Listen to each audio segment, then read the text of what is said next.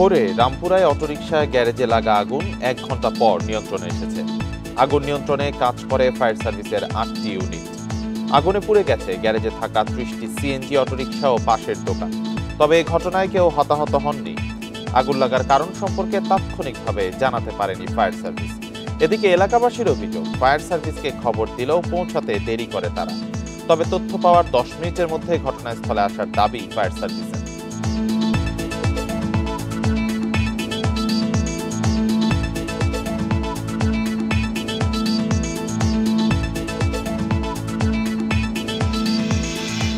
এ নিয়ে প্রতিবেদন থাকছে এখনকার সংবাদে। স্বাগত সকাল 9টার বিরতিহীন ইন্ডিপেন্ডেন্ট সংবাদে। আপনাদের সাথে আছে রাকিব আহমেদ। আর এবারে জানিয়ে দেব প্রধান শিরোনামগুলো। এই ঈদে জামা জুতো অ্যাক্সেসরিজের ডিসকাউন্ট।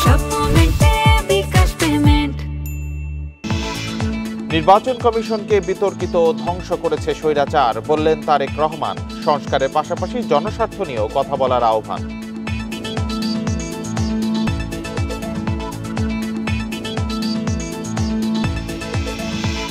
গণহত্যার মামলায় পরোয়ানা জারি আগে ভাগেই জেনে গা ঢাকা দিচ্ছে অভিযুক্তরা। বিনা ওয়ারেন্টে গ্রেপ্তারের ক্ষমতা চায় প্রসিকিউশন।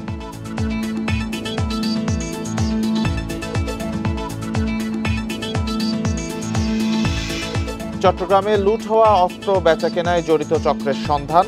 10 সদস্যের মধ্যে আছে রাজনৈতিক কর্মী, ব্যবসায়ী ও পুলিশ।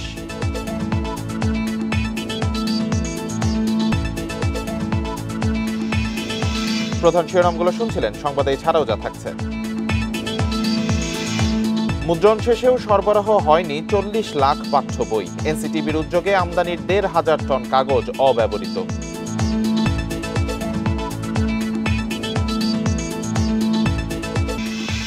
শিরোনামের পর এবার জানাবো বিস্তারিত খবর। ভোরে রামপুরায় অটোরিকশা গ্যারেজে লাগা আগুন 1 ঘন্টা পর নিয়ন্ত্রণে এসেছে। পুড়েছে 30টি সিএনজি অটোরিকশা ও 3টি দোকান। আগুন নিয়ন্ত্রণে কাজ করে ফায়ার সার্ভিসের 8টি ইউনিট। আগুন লাগার কারণ তাৎক্ষণিকভাবে জানাতে পারেনি তারা। এদিকে এলাকাবাসীর অভিযোগ, ফায়ার সার্ভিসকে 5টার দিকে খবর দেওয়া হলেও তারা এসে পৌঁছায় 5:30টার পর।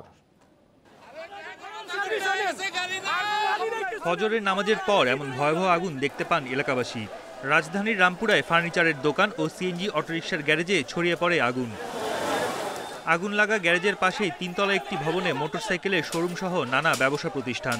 আগুন লাগার খবরে দোকানের তালা ভেঙে মালামাল বের করেন ব্যবসায়ীরা। প্রায় মনে করেন যে প্রায় 70-80 লক্ষ টাকার মতো খরচ হয়ে গেছে। একদম নিঃস্ব আমরা, অনেক কিছুই নাই, কিচ্ছু নাই। একবার রাস্তায় একবার আমি দেখবেন খাইতে পারবো, টাকা আমার কাছে নাই, একবারে সব শেষ হয়ে গেছে। কার্মো কোম্পানির ফোম আছে, আর হচ্ছে সব বেতের ফার্নিচার। এখানে বেত ছাড়া আর কোনো কিছুই নেই এটার ভিতরে। এলাকাবাসীর দাবি, আগুনের সূত্রপাত ফজরের আজানেরও আগে। খবর পেয়ে ফায়ার সার্ভিস আসতে দেরি করেছে এমন অভিযোগ তাদের। মানে একটা ইউনিট নিয়ে আসে, এরা কোনো বলছি বারবার যে আপনারা ইউনিট ফোন দেন, আশেপাশে যত ইউনিট আছে ফোন দেন, এরা কোনো গ্রাহ্য করতে আসে না। পানি নাই, অনেকক্ষণ বসে, অনেকক্ষণ পর একটা ইউনিট আসছে, পরে আর একটা আসছে, তো জয়লা মনে করেন শেষ। আমরা বলতেছি যে এই জিনিসটা পানি দিয়ে নিবানোর জন্য, কিন্তু তাদের কাছে পর্যাপ্ত গাড়ি তখন আসে নাই। আমরা ফোন দিয়ে রিপোর্ট করলাম, তারপর এদিক থেকে অনেকক্ষণ পর, প্রায় অনেক টাইম পর গাড়িটা আসলো। এদিকে ফায়ার সার্ভিস বলছে 5টা 28 মিনিটে খবর পেয়ে 10 মিনিটেরও কম সময়ে ঘটনাস্থলে পৌঁছায় কর্মীরা। মোট 8টি ইউনিটের আধা ঘন্টার চেষ্টায় আগুন নিয়ন্ত্রণে আসে। আগুন পুরোপুরি নেভাতে আরও সময় লাগে। তবে অগ্নি নির্বাপনে পর্যাপ্ত পানির সংকটের কথা জানান ফায়ার সার্ভিসের কর্মকর্তারা। আমাদের গাড়ি যখন প্রথম আসে, যে জিনিসটা আমার দরকার, একটা পানিবাহী গাড়ি এবং টানা গাড়ি আসে, যেটাকে পাম্প লাগাই দিয়ে আমরা কাজটা করে থাকি। আর আমাদের পানিবাহী গাড়ি থাকে, এবং পানি শর্টের কারণেই কিন্তু আমরা বাড়ি দ্বারা হেডকোয়ার্টার থেকে বিশেষ পানিবাহী গাড়ি এবং তেজগাঁও থেকে বিশেষ পানির গাড়ি আমরা আনাইছি। আগুনে পুড়ে গেছে গ্যারেজে থাকা 30টি সিএনজি অটোরিকশা। তবে আগুনের ঘটনায় কেউ হতাহত হননি। মোট ক্ষয়ক্ষতি নিরূপণে কাজ করছে ফায়ার সার্ভিস সহ সংশ্লিষ্টরা। বন ইবনে কামাল, ইন্ডিপেন্ডেন্ট নিউজ, ঢাকা। নির্বাচন কমিশনকে বিতর্কিত ধ্বংস করেছে স্বৈরাচার সরকার। বিএনপির ঘোষিত 31 দফার মাধ্যমে রাষ্ট্রের ধ্বংস হওয়া প্রতিটি প্রতিষ্ঠান মেরামতের লক্ষ্য বলে জানিয়েছেন দলের ভারপ্রাপ্ত চেয়ারম্যান তারেক রহমান। রোববার রাজধানীতে ইফতার মাহফিলে ভার্চুয়াল বক্তব্যে তিনি এই কথা বলেন। সংস্কারের পাশাপাশি জনস্বার্থ নিয়ে রাজনীতিবিদদের কথা বলার আহ্বানও জানান তিনি। জনাব মির্জা আব্বাস উপস্থিত রাজধানীর বিজয়নগরের একটি হোটেলে ইফতার মাহফিলের আয়োজন করে জাতীয়তাবাদী সমমনা জোট। এতে লন্ডন থেকে ভার্চুয়ালি যুক্ত হয়ে বক্তব্য রাখেন বিএনপির ভারপ্রাপ্ত চেয়ারম্যান তারেক রহমান। সকলকে আমি আন্তরিকভাবে ধন্যবাদ জানাচ্ছি। বাংলাদেশের বর্তমান রাজনৈতিক পরিস্থিতি তুলে ধরে তিনি বলেন, পতিত স্বৈরাচার গত 15 বছরে নির্বাচনী ব্যবস্থা সহ অনেক প্রতিষ্ঠান ধ্বংস করেছে। এই সংকটকালে সেসব প্রতিষ্ঠান মেরামত না করলে দেশকে কাঙ্ক্ষিত লক্ষ্যে নেওয়া যাবে না, আর এজন্য বিএনপির 31 দফা বাস্তবায়নের বিকল্প নেই। পলাতক যে স্বৈরাচার, তারা কিভাবে দেশের প্রত্যেকটি প্রতিষ্ঠান ধ্বংস করে দিয়েছিল। তারা সবচেয়ে বড়, সবচেয়ে প্রথমে যেটি ধ্বংস করেছিল সেটি হচ্ছে বাংলাদেশের নির্বাচনী ব্যবস্থাকে বিতর্কিত এবং ধ্বংস করে দিয়েছিল। বিএনপির ভারপ্রাপ্ত চেয়ারম্যান বলেন, জুলাই বিপ্লবের মাধ্যমে দেশে ইতিবাচক পরিবর্তনের জন্য রাজপথে নেমেছিল সাধারণ মানুষ। সেই প্রত্যাশা পূরণের লক্ষ্য বিএনপির। আমরা যে বিষয়গুলো নিয়ে আলাপ করছি, কার কতটুকু ক্ষমতা থাকবে, কি থাকবে, পাশাপাশি আসুন আমরা শুরু করি আলোচনা। জনগণের যে প্রত্যাশা, জনগণের যে চাওয়া, তাদের যে মূল লক্ষ্য বা উদ্দেশ্য বা জনগণের যেই ডিমান্ডগুলো, সেইগুলো আমরা কি করব। দেশের সংকটকালে সামগ্রিক উন্নয়নের জন্য জনগণের মতামতকে প্রাধান্য দিতে অন্তর্বর্তী সরকারের প্রতি আহ্বান জানান তারেক রহমান। বিচার ব্যবস্থা হতে পারে। Jahanara Parvin, Independent News, Dhaka. ৭১-এর মুক্তিযুদ্ধ ও ২৪-এর আন্দোলনকে একই কাতারে দাঁড় করানো অনুচিত বলে মনে করে বিএনপি। সংস্কার কমিশনের সুপারিশের উপর রোববার জাতীয় ঐকমত্য কমিশনের লিখিত মতামত দিয়ে একথা জানান দলটির স্থায়ী কমিটির সদস্য সালাউদ্দিন আহমদ। বেশ কিছু সুপারিশের সাথে দ্বিমত রয়েছে দলটির। এদিকে কমিশনের ১৬৬টি সুপারিশের মধ্যে ২২টিতে দ্বিমত জানিয়েছে এনসিপি।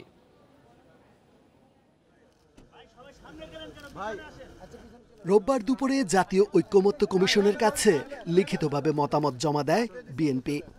জাতীয় সংসদ ভবনে ৩ সদস্যের প্রতিনিধি দলের নেতৃত্ব দেন দলটির স্থায়ী কমিটির সদস্য সালাউদ্দিন আহমদ। পরে সাংবাদিকদের সাথে কথা বলেন তিনি জানান, সংবিধান পরিবর্তনের সুপারিশের বিরোধিতা করেছে বিএনপি। এছাড়া ৭১-এর মুক্তিযুদ্ধ ও ২৪-এর গণ অভ্যুত্থানকে এক কাতারে আনার বিষয়টি উচিত নয় বলে মত দিয়েছে দলটি। রাষ্ট্রের নাম পরিবর্তনেরও প্রয়োজন দেখছে না বিএনপি। সংবিধানের সবচাইতে গুরুত্বপূর্ণ এবং একটি প্রথম পৃষ্ঠার অংশ হচ্ছে প্রস্তাবনা, প্রিয়াম্বল নামে আমরা যেটাকে চিনি। সেটা পুরোপুরি পরিবর্তনের বা সংশোধনের একটা প্রস্তাব আছে, অনেকটা রিরাইটিংয়ের মতো, যেখানে ১৯৭১ সালের স্বাধীনতা যুদ্ধের সাথে ২০২৪-এর গণ অভ্যুত্থানকে এক কাতারে নিয়ে আসা হয়েছে, যেটা সমুচিত বলে আমরা মনে করি না। এর পরপরই মতামত তুলে ধরতে কমিশনে যায় ছাত্রদের নিয়ে গঠিত নতুন দল জাতীয় নাগরিক পার্টি এনসিপি। কমিশনের ১৬৬ প্রস্তাবের মধ্যে ২২টির সঙ্গে তারা একমত নন। যে সুপারিশগুলো সংবিধানের সঙ্গে সম্পর্কিত নয়, সেগুলো অধ্যাদেশের মাধ্যমে বাস্তবায়ন ও সংবিধান সম্পর্কিত বিষয়গুলোর জন্য গণপরিষদ নির্বাচন প্রয়োজন বলেও মত দেয় এনসিপি। আংশিক এবং সবটা মিলিয়ে বলতে গেলে ১৪২টাতে আমরা একমত এবং আংশিক একমত হয়েছি। অনেকগুলোর ক্ষেত্রে এরকম হয়েছে যে একমত হওয়ার পরেও আমরা অনেকগুলো মন্তব্য করেছি, যে পাশে যে মন্তব্য ঘর। আংশিক একমতের ক্ষেত্রেও যেখানে আমাদেরকে বেশি মন্তব্য করতে হয়েছে, সেখানে আমরা আংশিক একমত টিক দিয়ে তারপর আমাদের মতামতটা রেখেছি। পরে কমিশনে আসে সিপিবি। দাবি, জাতীয় ঐকমত্য কমিশনের স্প্রেডশিটের অধিকাংশ প্রশ্নই অস্বচ্ছ ও অসম্পূর্ণ। আলোচনার মাধ্যমে নিজেদের প্রস্তাব ও বক্তব্য তুলে ধরার পক্ষে দলটি। সংস্কারের কাজ এইটাকে আলাপ আলোচনার মধ্য দিয়েই সমাধান করা দরকার বলে মনে করি। রেজওয়ানুল হক, ইন্ডিপেন্ডেন্ট নিউজ, ঢাকা। ছাত্র জনতার অভ্যুত্থানে শহীদ পরিবার ও আহত শিক্ষার্থীদের পাশেই থাকবে সেনাবাহিনী, এমন আশ্বাস দিয়েছেন সেনাপ্রধান জেনারেল ওয়াকারুজ্জামান। রোববার সন্ধ্যায় ইফতার মাহফিলে তিনি এই আশ্বাস দেন। রাজধানীর সেনা মালঞ্চে ছাত্র জনতার গণ অভ্যুত্থানে আহত শিক্ষার্থীদের জন্য ইফতার মাহফিলের আয়োজন করে সেনাবাহিনী। এতে যোগ দেন ২০২৪ সালে গণ অভ্যুত্থানের সময় আহত কয়েক হাজার শিক্ষার্থী। সংক্ষিপ্ত বক্তব্যে সেনাপ্রধান ওয়াকারুজ্জামান স্বৈরাচার বিরোধী আন্দোলনে শিক্ষার্থীদের অবদানের কথা স্মরণ করেন। বলেন, সেনাবাহিনীর পক্ষ থেকে এ পর্যন্ত ৪,২০০ শিক্ষার্থীকে চিকিৎসা সহায়তা দেওয়া হয়েছে। আহতদের মনোবল অটুট রাখার পরামর্শও দেন ওয়াকারুজ্জামান। তাদের চিকিৎসা ও আর্থিক সহায়তা বহাল থাকবে বলে জানান সেনাপ্রধান। ইফতারের পর শিক্ষার্থীদের হাতে ঈদ উপহার তুলে দেওয়া হয়। অ্যাসুরেন্স দিচ্ছি যে আমরা সবসময় আপনাদের পাশে থাকব। আমরা আজ পর্যন্ত 4200-এর উপরে আহতদের চিকিৎসা আমরা দিয়েছি এবং দিয়ে যাচ্ছি। আমাদের এই সাহায্য সহযোগিতা, সবার এই সাহায্য সহযোগিতা সবসময় জারি থাকবে ইনশাআল্লাহ। আমরা চেষ্টা করব আপনাদের একটা রিহ্যাবিলিটেশনের জন্য। সেনা প্রধানের সাথে হাসনাত আব্দুল্লাহ ও সার্জিস আলমের বৈঠকের বিষয়টি জানত না এনসিপি। এ বিষয়ে দলীয় সভায় আলোচনার পর নিজেদের বক্তব্য জানাবে দলটি। রোববার বিকেলে বাংলা মোটর কার্যালয়ে শ্রমিক উইং গঠনের লক্ষ্যে আয়োজিত সংবাদ সম্মেলনে এই কথা জানান জাতীয় নাগরিক পার্টির মুখ্য সমন্বয়ক নাসির উদ্দিন পাটোয়ারি। তিনি বলেন, আওয়ামী লীগ নিষিদ্ধের ইস্যুতে কোনো ছাড় দেয়া হবে না। রাজনীতি বিষয়ে সেনাবাহিনীকে দায়িত্বশীল আচরণের আহ্বান জানান নাসির উদ্দিন পাটোয়ারি। এ সময় সাংবাদিকদের প্রশ্নের জবাবে তিনি বলেন, 2024-এর আন্দোলন পরবর্তী রাজনীতির সিদ্ধান্ত রাজনীতিবিদরাই নেবেন। গণ অভ্যুত্থানের পর রাজনৈতিক দল হিসেবে এনসিপি নানান পরিবর্তনের মধ্য দিয়ে যাচ্ছে। এ কারণে বিভিন্ন ভুল ত্রুটি থাকলে মানুষকে ক্ষমা সুন্দর দৃষ্টিতে দেখার আহ্বান জানান তিনি। আইএসপিআর থেকে কোনো বক্তব্য পেলে দলীয় প্রতিক্রিয়া জানানো হবে বলেও জানান এনসিপি নেতা। তারা যে মিটিংটা করেছে সেটা আমাদেরকে মিটিংয়ের পর অবগত করেছে এবং সে বিষয়ে আমাদের মধ্যে আমরা এখনো আলোচনার সুযোগও পাইনি যে কি কথা হয়েছে। সেটা আমরা ফেসবুক স্ট্যাটাসের মধ্যে দেখেছি এবং এটা নিয়ে আমাদের একটি মিটিং হওয়ার কথা ছিল। আমরা বলেছিলাম যে আমরা একসাথে মিটিং করবো, মিটিংয়ে সবগুলো বিষয় পর্যালোচনা হবে, কি কি কথা হয়েছিল এবং সেটা কেন বসেছিল সেই বিষয়ে কিন্তু হাসনাত আব্দুল্লাহ এই বিষয়ে তার পূর্বে স্পষ্ট বক্তব্য দিয়েছেন। যারা সেনাবাহিনীর মতো প্রতিষ্ঠানকে কলঙ্কিত করেছে তাদেরকে বিচারের মুখোমুখি করা হবে বলে মন্তব্য করেছেন গণ অধিকার পরিষদের সভাপতি নুরুল হক নূর। রোববার বিকেলে চাঁদপুর জেলা গণ অধিকার পরিষদের উদ্যোগে আলোচনা সভা ও ইফতার মাহফিলে প্রধান অতিথির বক্তব্যে কথা বলেন নূর। বলেন, যারাই সরকার গঠন করুক না কেন, রাষ্ট্র চালাতে এই প্রতিষ্ঠানগুলোকে দরকার হবে। সেনাবাহিনী কিংবা পুলিশ কোনো বাহিনীকেই বিতর্কিত করা যাবে না। এগুলো রাষ্ট্রীয় প্রতিষ্ঠান। জেলা গণ অধিকার পরিষদের আহ্বায়ক কাজী রাসেলের সভাপতিত্বে অনুষ্ঠানে আরও উপস্থিত ছিলেন দলটির সাধারণ সম্পাদক রাশেদ খান।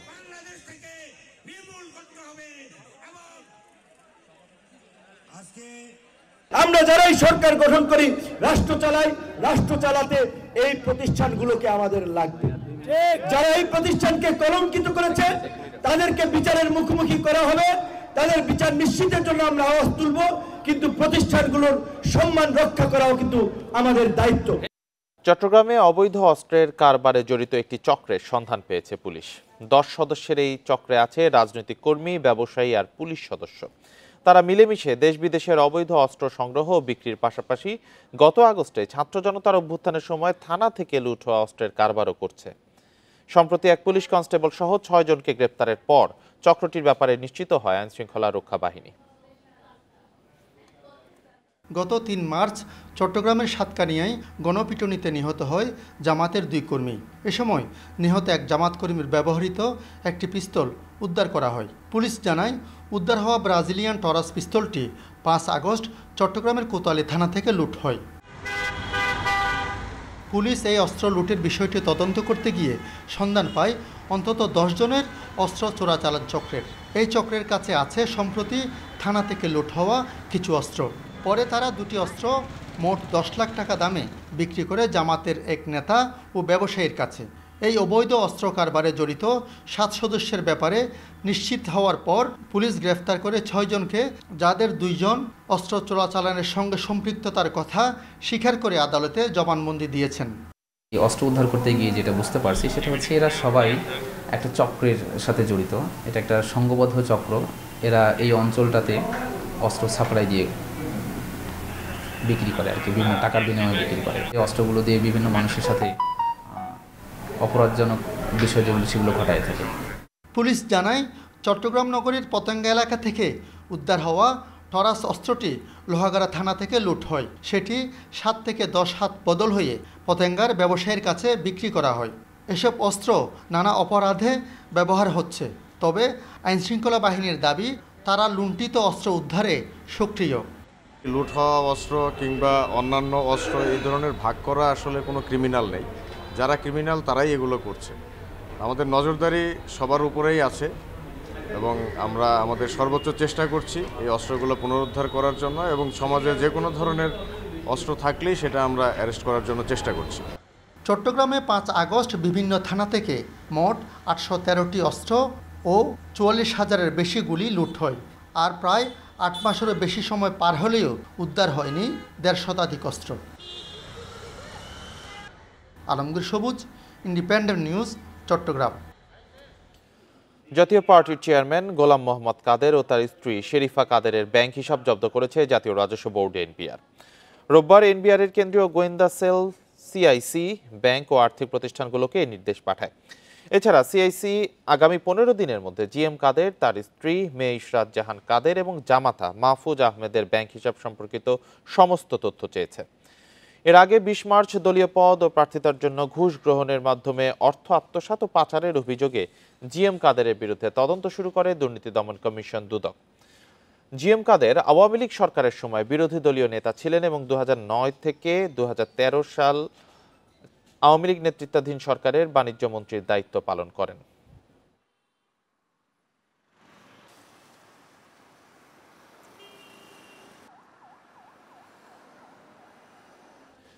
দেশে প্রথমবারের মতো সমুদ্রপথে ফেরি চলাচল শুরু হলো চট্টগ্রাম সন্দ্বীপ রুটে।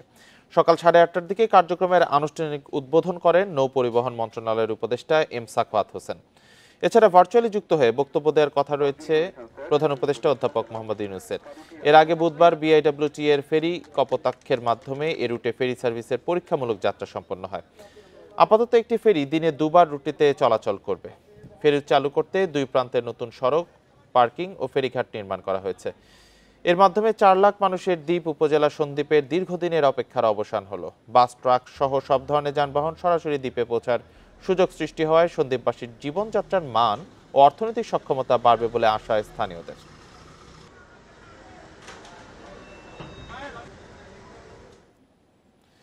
দেশের ইতিহাসে প্রথমবার চালু হচ্ছে সমুদ্রপথে ফেরি চলাচল। পরীক্ষামূলক যাত্রা পেরিয়ে এই কার্যক্রমের আনুষ্ঠানিক উদ্বোধন করা হবে আজ।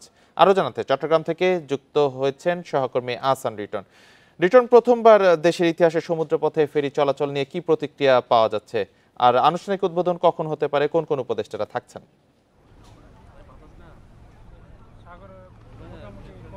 দেখুন, আমরা এই মুহূর্তে আছি চট্টগ্রামের একেবারে বঙ্গোপসাগরের ঠিক মাঝখানে অবস্থান। এই মুহূর্তে আমাদের অবস্থান আপনি দেখতে পাচ্ছেন আমার পেছনটাই যে কপোতাক্ষ ফেরি, অর্থাৎ ফেরিটির নাম হচ্ছে কপোতাক্ষ। সেটি আজকে সকাল 8:30টার কিছু সময় পর নৌ উপদেষ্টা ব্রিগেডিয়ার জেনারেল অবসরপ্রাপ্ত সাখাওয়াত হোসেন এইটি আসলে আনুষ্ঠানিকভাবে যাত্রা যে কার্যক্রম সেটি শুরু করেন। এবং আমরা দেখছি আসলে এই কার্যক্রমকে মাথায় রেখে সন্দ্বীপের এই পাশে আমরা অসংখ্য মানুষকে দেখতে পেয়েছি এবং তাদের অনেকে আজকে এই ফেরিতে এই কালের সাক্ষী হওয়ার জন্য এসেছেন এবং আমরা তাদের সঙ্গে কথা বলেছি, তাদের মনের যে আকুতি সেটি জানার চেষ্টা করেছি। তারা যেটি বলছেন সেটি হচ্ছে এই যে 18 কিলোমিটারের যে পথ সেটি তারা অতীতেও পার হয়েছেন, কিন্তু সেক্ষেত্রে তাদের অনেক প্রিয়জনকে তারা এই সমুদ্রেই তাদেরকে আসলে সলিল সমাধি হতে হয়েছে।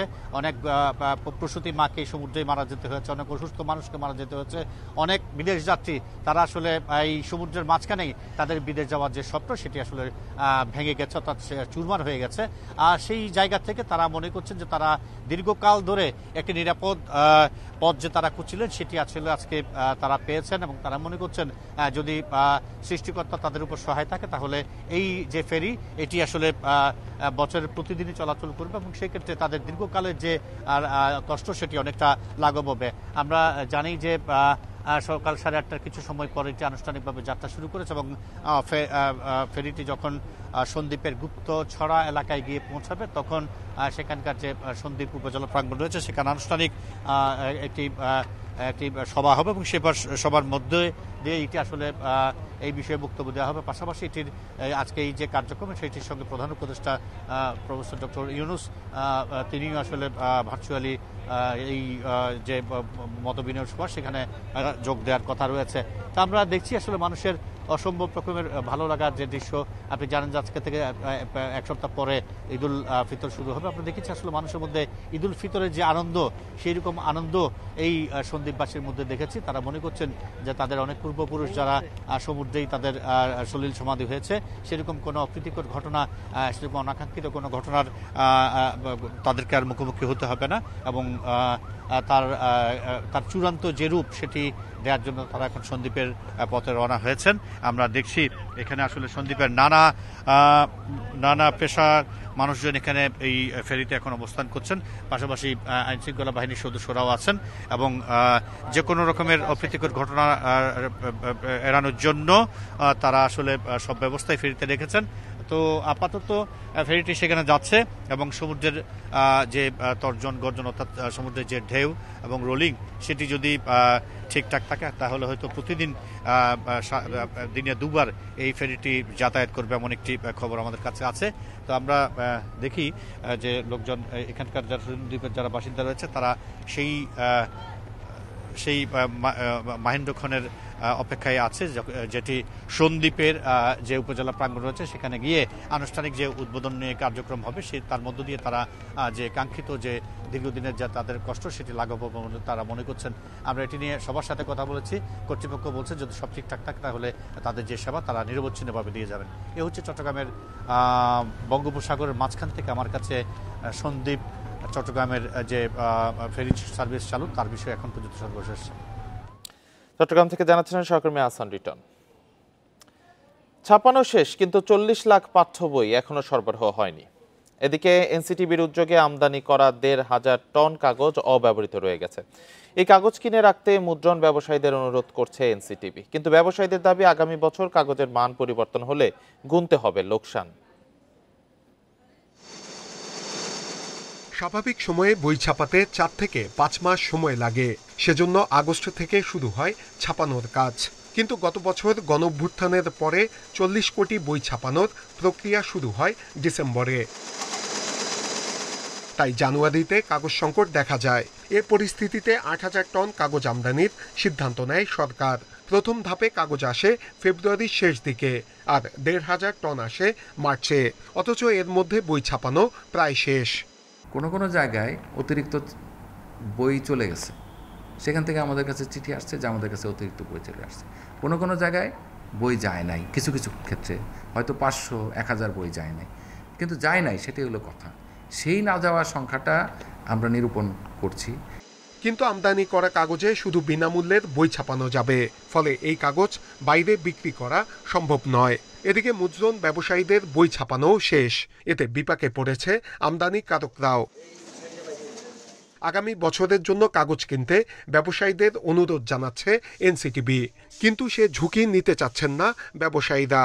আমরা যেহেতু কাগজটা যথাসময় পাই নাই, বাজার থেকে কিনে অনেক বই দিয়ে দিছি।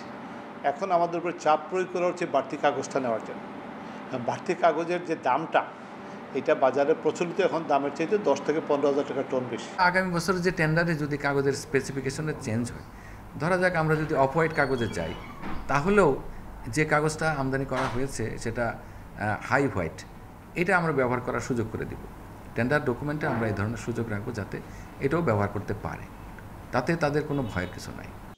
এনসিটিবির তথ্য অনুযায়ী সব বই ছাপানো হলেও 40 লাখ এখনো সরবরাহ হয়নি। নূরে আলম, ইন্ডিপেন্ডেন্ট নিউজ, ঢাকা। পয়লা বৈশাখে মঙ্গল শোভাযাত্রার নাম পরিবর্তন হবে কিনা সে বিষয়ে আনুষ্ঠানিক সিদ্ধান্ত নেওয়া হবে আজ, জানিয়েছেন সংস্কৃতি উপদেষ্টা। নাম পাল্টালেও ইউনেস্কোর স্বীকৃতিতে সমস্যা হবে না। বলেন, আগে শুধু বাঙালির উৎসব থাকলেও এবার সব জাতিগোষ্ঠী নিয়ে স্মরণীয় আয়োজন হবে।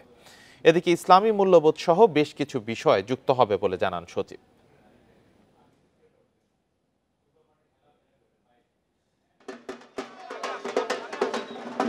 দেশের সবচেয়ে বড় অসাম্প্রদায়িক উৎসব পয়লা বৈশাখ বাংলা বর্ষবরণ। 4 দশক ধরে উৎসবের অবিচ্ছেদ্য অংশ মঙ্গল শোভাযাত্রা। সব ধর্ম বর্ণের মানুষ নিয়ে ঢাকা বিশ্ববিদ্যালয়ের চারুকলার শোভাযাত্রা 2016 সালে পায় ইউনেস্কোর বিশ্ব সাংস্কৃতিক ঐতিহ্যের স্বীকৃতি।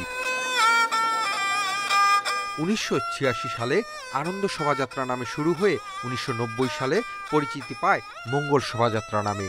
এবার সে নাম পাল্টাবে কিনা সে সিদ্ধান্ত হবে সোমবার। সংস্কৃতি উপদেষ্টা বলছেন, এবার ভিন্ন মাত্রার আয়োজন হবে। এর নাম ছিল আনন্দ শোভাযাত্রা, সেখান থেকে হয়েছে মঙ্গল শোভাযাত্রা, রাইট? যে নাম একবার পরিবর্তিত হয়েছে, যদি সবাই সর্বসম্মত হয় তাহলে আবার পরিবর্তন হতে পারে। এই শোভাযাত্রা বাঙালি, চাকমা, মারমা, গারো প্রত্যেকের।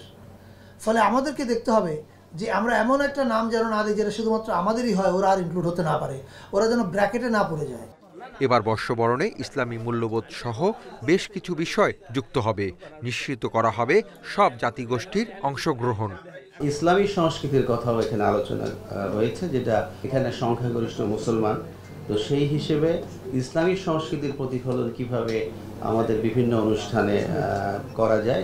প্রতিবারের মতো এবারও রমনা বটমূলে থাকছে ছায়ানটের আয়োজন। গান বাছাইয়ে কোনো নির্দেশনা নেই বলে জানান সংগঠনটির সাধারণ সম্পাদক লাইসা আহমেদ লিসা। আর ঢাবি উপাচার্য জানান বৈচিত্র্যের মধ্যেই ঐক্য ধরে রাখতে হবে। আমাদের বিভিন্ন জাতিগোষ্ঠী আছেন, প্রতিটি মূলধারাকে আমরা সম্মান করতে চাচ্ছি এবং চাচ্ছি যে সবাই মিলে এই বৈচিত্র্যের মধ্যেই ঐক্য খুঁজতে। এবার সন্ধ্যার মধ্যে অনুষ্ঠান শেষ করার বাধ্যবাধকতা থাকছে না। রাতে সংসদ ভবন এলাকায় হবে ড্রোন শো। আকাশে কিছু ড্রোন দিয়ে কিছু ইমেজ তৈরি করা হচ্ছে। Asif Mahmud Shah, Independent News, Dhaka. মাদারীপুর সদরে পৌর শ্রমিক দলের কমিটি গঠনকে কেন্দ্র করে এক শ্রমিক দল নেতাকে কুপিয়ে হত্যার ঘটনা ঘটেছে। রোববার রাত 10টার দিকে উপজেলার নতুন মাদারীপুর গ্রামে এই ঘটনা ঘটে। নিহত শাকিল মুন্সি মাদারীপুর সদর উপজেলা শ্রমিক দলের সভাপতি। নিহত স্বজনদের দাবি, লিটন হাওলাদারকে মাদারীপুর পৌরসভা শ্রমিক দলের সভাপতি হিসেবে সম্প্রতি কমিটি ঘোষণা করা হয়। এর প্রতিবাদ করে সদর উপজেলা শ্রমিক দলের সভাপতি শাকিল মুন্সি। এর জেরে নতুন মাদারীপুর এলাকায় রাতে একা পেয়ে শাকিলের উপর হামলা চালায় লিটন ও তার ভাতিজা আলামিন সহ 15 থেকে 20 জন। চিৎকার শুনে আশেপাশের লোকজন এগিয়ে এলে আরও দুজনকে কুপিয়ে আহত করে পালিয়ে যায় দুর্বৃত্তরা। খবর পেয়ে ঘটনাস্থলে গিয়ে পরিস্থিতি নিয়ন্ত্রণে আনে সেনাবাহিনী ও পুলিশ। আহতদের উদ্ধার করে ভর্তি করা হয় 250 শয্যা জেলা সদর হাসপাতালে। ঘটনায় জড়িতদের ধরতে পুলিশের অভিযান চলছে। এলাকায় অতিরিক্ত পুলিশ ও সেনাবাহিনী মোতায়েন করা হয়েছে। আধিপত্য বিস্তারকে কেন্দ্র করে সংঘর্ষ হয়েছে এবং এই সংঘর্ষে শাকিল মুন্সি নামক একজন মারা গেছে। তো এই ঘটনার সাথে যারা জড়িত তাদেরকে গ্রেপ্তারে আমাদের অভিযান চলমান। কিশোরগঞ্জে ছাত্রদল নেতা আশিক হত্যার ঘটনায় নিহতের মা বাদী হয়ে রোববার কটিয়াদি মডেল থানায় মামলা করেছেন। মামলায় উপজেলা বিএনপির সহসভাপতি ও সহকারী অ্যাটর্নি জেনারেল আশিকুজ্জামান নজরুল সহ 29 জনকে আসামি করা হয়েছে। শনিবার চাতল বাঘাটা স্কুল অ্যান্ড কলেজের অ্যাডহক কমিটিতে সভাপতি হিসেবে কেন্দ্রীয় ছাত্রদলের যুগ্ম সম্পাদক নুরুজ্জামান চন্দনের নাম প্রস্তাব করা হয়। এর বিরুদ্ধে কলেজের সাবেক সভাপতি শাহ মোহাম্মদ আলী হায়দার বাবুল ঢাকা শিক্ষা বোর্ডে লিখিত অভিযোগ দায়ের করেন। অভিযোগের ভিত্তিতে তদন্ত দল প্রতিষ্ঠানে গিয়ে কাজ শুরু করে। এ সময় ছাত্রদলের কেন্দ্রীয় কমিটির যুগ্ম সম্পাদক নুরুজ্জামান চন্দন ও সহকারী অ্যাটর্নি জেনারেল আশিকুজ্জামান নজরুলের লোকজনের মধ্যে কথা কাটাকাটি হয়। এক পর্যায়ে দুপক্ষ সংঘর্ষে জড়ালে ছাত্রদল নেতা আশিক নিহত হয়। আহত হয় অন্তত 9 জন।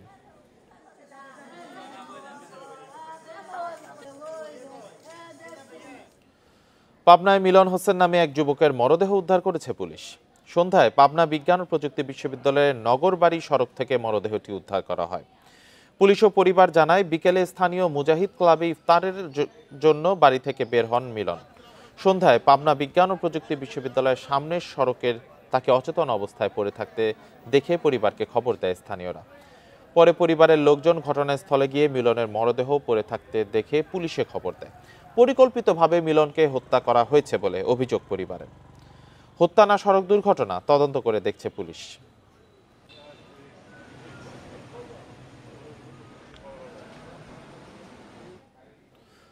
মুক্তিপণের 46 লাখ টাকা দিয়েও দালালদের অত্যাচার থেকে রেহাই পেলেন না মাদারীপুরের শিবচরের বাগমারা গ্রামের যুবক সজীব সরকার।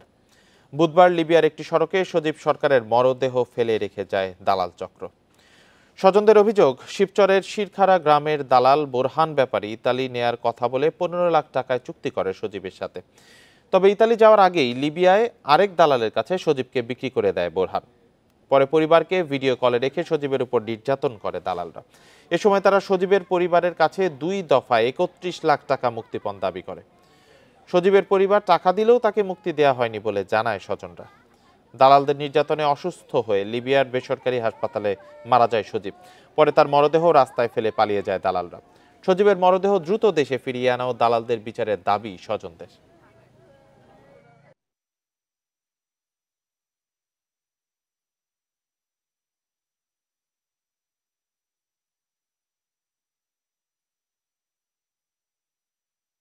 অনেক পড়া মারছে, মারিস ডাবল ফুলার দুনিয়া এখানে বিদায় করে গেছে।